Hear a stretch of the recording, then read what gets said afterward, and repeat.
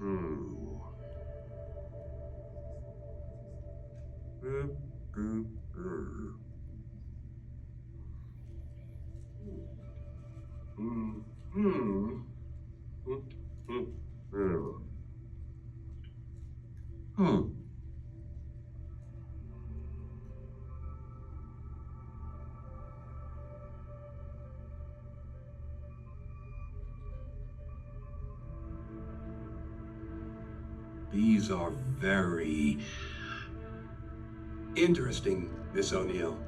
Very interesting. As the basis for a comic book, I think the idea is just too far-fetched.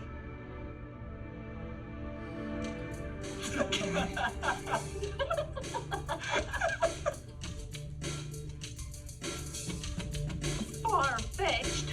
Sheesh! Yeah. Hi, I'm Isaac Fisher, one of the documentary producers behind Turtle Power, the definitive history of the Teenage Mutant Ninja Turtles.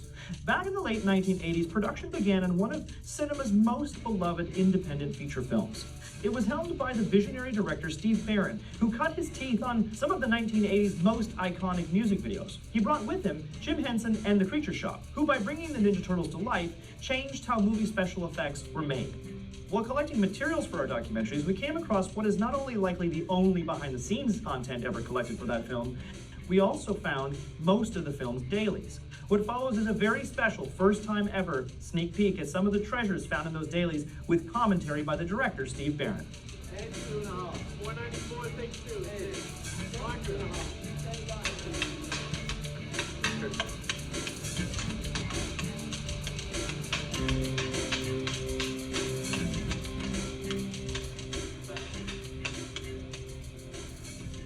Mad enough to, certainly unique enough to really get my interest. And then as I went into them and started feeling the spirit that Kevin and Peter had put into these characters, I felt more and more that, this could be really interesting.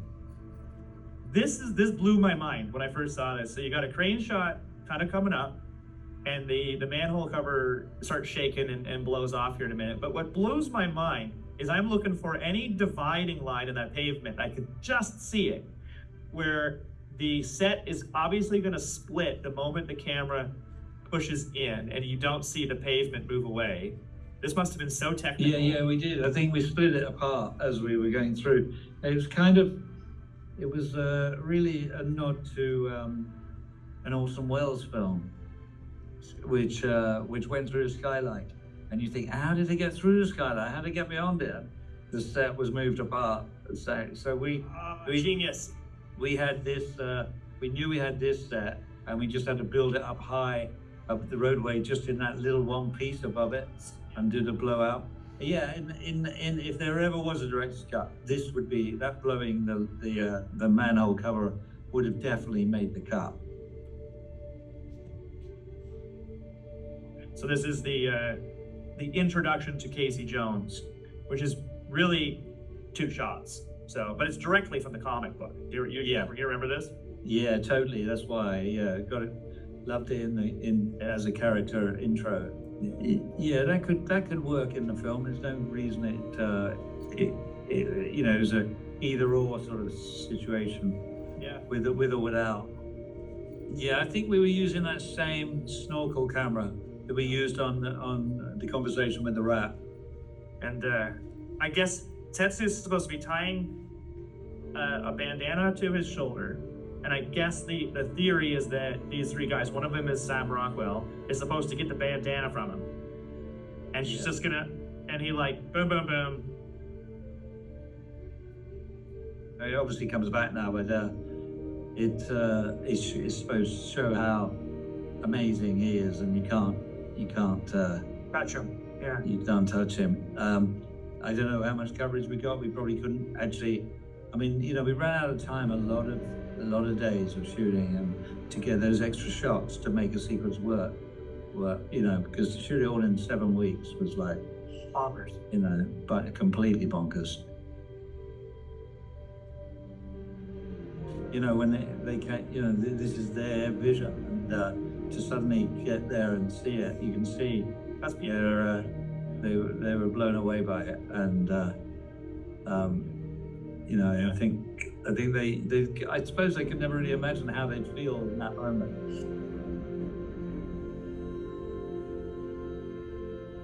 There isn't really a director's cut. There was 14 or so pages that we never got to shoot, that I wanted to shoot, that we never did, which would have been made a different cut. So there isn't really, you know, a different cut. We used most of everything. That was just a taste of literally dozens of hours of content we have collected over the past 15 years telling the stories of the Teenage Mutant Ninja Turtles. We are making all of that archive content and more available on BackerKit for a very limited window.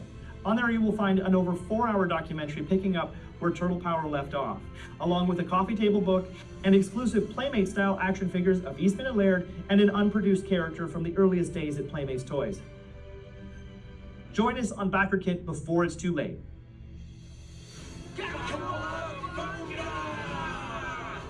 For more information, go to definitivefilm.com.